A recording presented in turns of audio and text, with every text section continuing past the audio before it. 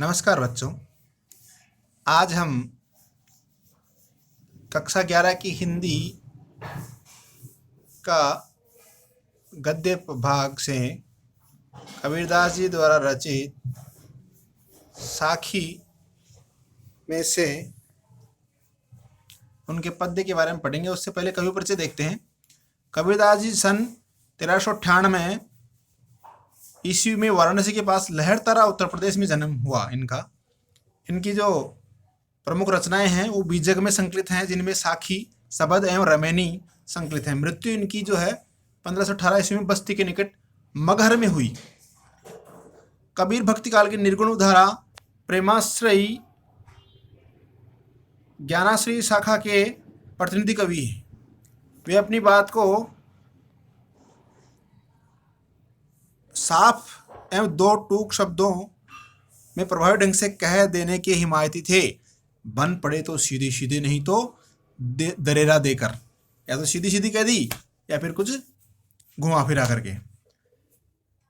इसलिए कबीर को हजारी प्रसाद द्विवेदी ने वाणी का डिक्टेटर कहा है, वाणी का, जबान का तानाशाह। कबीर के जीवन के बारे में अनेक किंवदंतियां प्रचलित है। उन्होंने अपनी विभिन्न कविताओं में खुद को काशी का जुलाहा कहा है। कबीर के विधिवत साक्षर होने का कोई प्रमाण नहीं मिलता। मसी कागज छुयो नहीं, कलम गही नहीं हाथ, अर्थात पेन पेंसिल को हाथ नहीं लगाया और कागज को भी काम में नहीं लिया, अर्थात पढ़े हुए नहीं थे। जैसी पंक्तियां, कबीर की पंक्तियां भी इसका प्रमाण देती है। उन्होंने देशाटन और सत्संग से ज्ञान प्राप्त किया। किताबी ज्ञान के स्थान पर आंखों देखे सत्य और अनुभव को प्रमुखता दी। उनकी रचनाओं में नाथों, सिद्धों, सूफी संतों की बातों का प्रभाव मिलता है। वे कर्मकांड और वेद विचार के विरोधी थे तथा जाति भेद, वर्ण भेद और संप्रदाय भेद के स्थान पर प्रेम, सद्भावना और समानता का समर्थन करते थे।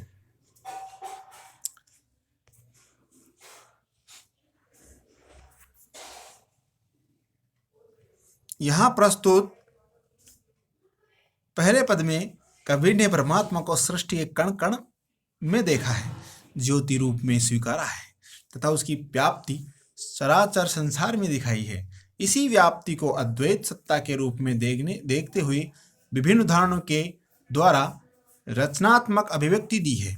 दूसरे पद में कबीर ने बाह्य आडंबरों पर प्रहार किया है। साथ ही यह भी बताया है कि अधिकांश लोग अपने भीतर की ताकत को न पहचान कर अनजाने में अवास्तविक रिश्ता बना बैठते हैं और वास्तविक संसार से बेखबर रहते हैं। दोनों पद जयदेव और वासुदेव द्वारा संकलित संपादित कबीर वाङ्मय शब्द के लिए दिया गया है। इसका जो पहला पद है वो इस प्रकार है। आइए अब मेरे साथ आप भी दोहराइए। हम तो एक एक करी जाना, हम तो एक एक करी जाना, दो ही कहे तिनकी दो को दो जग जिन नाहिन पहचाना, हम तो एक एक कर जाना। एक ही पवन एक ही पानी, एक ही ज्योति समाना, एक ही खाक गड़े सब भांडे, एक ही कोहरा साना, हम तो एक एक कर जाना। अर्थात हम तो एक ही ईश्वर को एक ही जानते हैं। एक एक यानी एक संख्या और एक यानी ईश्वर। हम तो ईश्वर को एक ही जानते हैं, हमने तो ईश्वर को एक ही माना है। दो ही कहे जिन्हीं को दो जगह, जो दो कहे उनको नरक मिले, वो नरक में जाए। जिन नाहिन पहचाना, जिन्होंने इसको पहचाना नहीं है वो नरक के उत्तराधिकारी हैं, उनको नरक में जाना ही पड़ेगा। एक पवन एक ही पानी, एक ही ज्योति समाना। एक ही पवन है, एक ही पानी है और सभी में वही एक ज्योति विराजमान है। वो ज्योति कौन सी? परमपिता परमेश्वर वाली ज्योति। सभी में एक ही प्रकार की ज्योति विराजमान है, एक समान रूप से। एक ही खाक गड़े सब भांडे, एक ही कोहरा साना। एक ही मिट्टी के बने हुए सारे बर्तन भांडे, मतलब हमारे जो शरीर है उसको कबीरदास जी ने भांडा कहा है, और जिसकी मिट्टी से बने हैं वो एक ही मिट्टी है सबके लिए। एक ही कोहरा साना, और एक ही कुम्हार ने इसको बनाया है। यहाँ कुम्हार का मतलब, यहाँ कुम्हार ईश्वर से लिया गया है। कुम्हार कौन है यहाँ? ईश्वर, बनाने वाला। दो अर्थ हैं कोहरा के, कुम्हार जो मटकी बनाता है, और कुम्हार जो परम पिता परमेश्वर है, हम सबको जिसने बनाया है।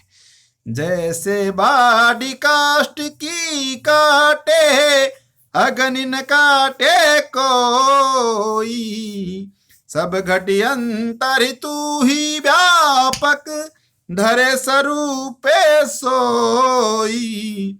माया देख के जगत लुभाना, काहे रे नर गरबाना। निर्भय भया कछु नहीं व्यापे, कहे कबीर दीवाना। जिस प्रकार से लकड़ी को तो कोई भी काट सकता है, लेकिन उसमें मौजूद, लकड़ी में मौजूद अग्नि को कोई नहीं काट सकता। सब घटी अंतर तू ही व्यापक, इसी प्रकार सभी के अंतर में, हृदय में तू ही व्याप्त है, अर्थात परमपिता परमेश्वर ही व्याप्त है। धरे स्वरूप सोई, जिसमें रहता है उसका स्वरूप ही धारण कर लेता है। माया देख के जगत लुभाना, माया को देख करके जगत में लोग लोभ भी हो जाते हैं। काहे रे नर गरबाना, हे नर, हे पुरुष, तू क्यों घमंड करता है। निर्भय भया कछु नहीं व्यापे, जो निर्भय है, जो भगवान की शरणागत है, जो परमपिता परमेश्वर को मानता है, उसको कोई भी भय सता नहीं सकता। यह कबीरदास जी कहते हैं। इसमें जो दूसरा पद है वो है, इस प्रकार है। संतों देखत जग बोराना, संतों देखत जग बोराना।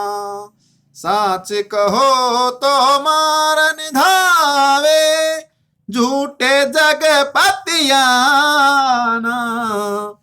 नेमी देखा धर्मी देखा, प्रात करे असनाना। आत्म मारी पखा नहीं पूजे, उनमें कछु नहीं ज्ञाना। संतो देखत जग बोराना, संतो देखत जग बोराना।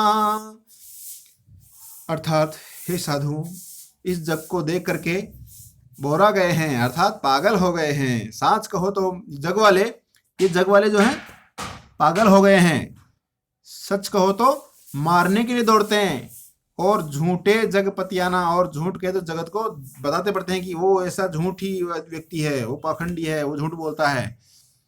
नेमी देखा धर्मी देखा, नियमों को मानने वाला देखा है, और धर्म को मानने वाले भी देखे हैं, जो प्रातः उठ करके स्नान करते हैं। अपने शरीर को तो धो लेते हैं, लेकिन अपने मन की सफाई की कोई व्यवस्था नहीं करते हैं। आत्म मारे पखा नहीं पूजी, अपनी आत्मा को मार करके सिर्फ अपने बाहरी शरीर को, बाहरी सुंदरता पर ज्यादा ध्यान देते हैं। उनमें कछु नहीं कहना, जो पखा नहीं, यानी पहाड़ पत्थरों की पूजा करते हैं, उनमें कोई ज्ञान नहीं है। बहुतक देखा पीर ओलिया, पढ़े किताब कुराना। हमने बहुत से ऐसे पीर ओलिया देखे हैं जो किताबें पढ़ते हैं, कुरान पढ़ते हैं। कई मुरीद तदबीर बतावे, जो अपने शिष्यों को ऐसा ज्ञान बताते हैं, मन में बहुत गुमाना, और उनमें उनमें जो ज्ञान है वो वैसा का वैसा ही अज्ञानता ही वो एक दूसरे को स्थानांतरण करते हैं। आसन मार डिम्ब धरी बैठे, आसन मार करके गर्भ करके बैठ गए हैं। मन में बहुत गुमाना, और अपने आप में बहुत अभिमान है। पीपर पाथर पूजन लागे, पीपल यानी पीपली वृक्ष और पत्थर आदि को पूजने लगे हैं। तीर्थ गर्व भुलाना, और तीर्थों में जाकर के गर्व करते हैं कि हमने ये तीर्थ कर लिया, अब तो हमारा मोक्ष हो जाएगा। टोपी पहिरे माला पहिरे छाप तिलक अनुमाना। टोपी पहनते हैं, तिलक लगाते हैं, माला पहनते हैं और बाहरी आडंबर करते हैं, लेकिन आत्मज्ञान की कोई व्यवस्था नहीं करते। इस प्रकार से अब हमारा तीसरा पद है, साखी सबद गावत भूले आत्म खबरी न जाना। कबीरदास जी कहते हैं कि साखी, जो उन्होंने साखी की रचना की है, वो सब गाना भूल गए हैं और अपनी आत्मा की कोई खबर नहीं रखते। हिंदू कहे मोहे राम प्यारा, तुर्क कहे रहीमाना। हिंदू लोग कहते हैं कि मुझे तो राम जी प्यारे हैं, और तुर्क मुसलमान जो कहते हैं वो ये कहते हैं कि मुझे रहीम प्यारा है। आपस में दोई लरी लरी मुए मरम न काहू जाना। और दोनों आपस में लड़ लड़ कर मरते हैं और वास्तविक ज्ञान से बहुत दूर रहते हैं, वास्तविक ज्ञान नहीं पहचानते। घर घर मंत्र देत फिरत है महिमा के अभिमाना। और ऐसे गुरु हैं, गुरु घंटाल, जो पाखंडी, जो घर घर मंत्र देते फिरते हैं और अपनी महिमा का बखान करते हैं, अभिमान करते हैं, घमंड करते हैं। गुरु के सहित शिष्य सब बूढ़े, ऐसे गुरु सहित वो शिष्य भी डूबेंगे। अंतकाल पछताना, और अंत में उनके पछताने के अलावा कोई रास्ता नहीं बचेगा। कहे कबीर सुनो हो संतो ये सब भरम भुलाना। और कबीरदास जी कहते हैं कि हे संतो सुनो, ये सब भ्रम है और इसको भुलाना चाहिए। ऐसी चीज, ऐसे आडंबर करने से मनुष्य का कोई भला नहीं होने वाला। केतिक कहो कहा नहीं माने सहज सहज समाना। देखो कितना भी कहो ये मानते नहीं है, और भगवान जो है वो हमारे अंदर सहज रूप से विद्यमान है। अब हम देख रहे हैं कि इसमें शब्दार्थ दे रखे हैं।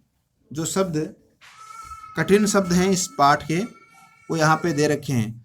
दोजग यानी कि नरक, समाना व्याप्त, खाक मिट्टी, कोहरा कुम्हार कुंभकार, साना यानी एक साथ मिलाकर, बाढ़ी बढ़ई यानी खाती, अंतरी अंतरी यानी भीतर। इनको आप देखेंगे तो ये सब इसका सभी कठिन शब्दों के अर्थ यहाँ पे दे रखे हैं, तो आपके लिए इसका अर्थ करना बहुत आसान हो जाएगा। ये दूसरा जो पैराग्राफ, दूसरा चैप्टर है, ये भी, इसमें भी कठिन शब्दों के अर्थ दे रखे हैं। अब मैंने आपके लिए जो पाठ्य पुस्तक के प्रश्न थे उनके उत्तर भी दे रखे हैं। जैसे पहला प्रश्न हम देखते हैं, कबीर की दृष्टि में ईश्वर एक है, इसके समर्थन में उन्होंने क्या तर्क दिए हैं। कबीर की दृष्टि में ईश्वर एक है, इसके समर्थन में उन्होंने निम्नलिखित तर्क दिए हैं। कबीर के अनुसार जिस प्रकार विश्व में एक ही वायु और जल है, उसी प्रकार संपूर्ण संसार में एक ही परम ज्योति व्याप्त है। सभी मानव एक ही मिट्टी से अर्थात ब्रह्मा द्वारा निर्मित है। परमात्मा लकड़ी में अग्नि की तरह व्याप्त रहता है। जिस प्रकार लकड़ी में अग्नि रहती है, उसी प्रकार हमारे शरीर में भी परमात्मा का वास है। ये इसमें उत्तर दे रखा है। एक ही मिट्टी से सब बर्तन अर्थात सभी जीवों का निर्माण हुआ है। इस प्रकार से हम इनके सभी प्रश्नों के उत्तर मैंने यहाँ दे रखे हैं। आप इसको देखिए और समझने का प्रयास कीजिए। यदि आपको कोई समस्या है तो आप कमेंट बॉक्स में कमेंट करके बता सकते हैं। आपको किस विषय में, हिंदी विषय में और किस अध्याय का आपको वीडियो चाहिए, आप ये कमेंट करके बताएंगे तो मैं वही वीडियो आपके लिए बनाऊंगा। जब तक के लिए नमस्कार।